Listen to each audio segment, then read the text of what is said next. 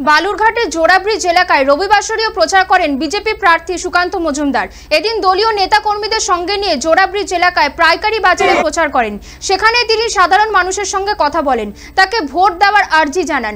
এদিন দক্ষিণ দিনাজপুর জেলার অমৃতখণ্ড গ্রাম পঞ্চায়েতের দোল্লা এলাকায় বিজেপির ফেস্টুন ছেঁড়ার ঘটনায় নাম না করে তৃণমূল প্রার্থী বিপ্লব মিত্রকে গুন্ডা বলে আক্রমণ করেন সুকান্ত মজুমদার।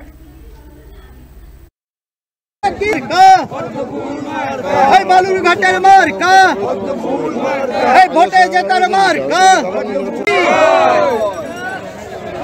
আপনারা জানেন যে বালুরঘাট শহরে এই চলতি কথায় যাকে জোড়া ব্রিজ বলে, এই জোড়া ব্রিজে করোনার পর থেকে এই পাইকারি বাজার বসছে।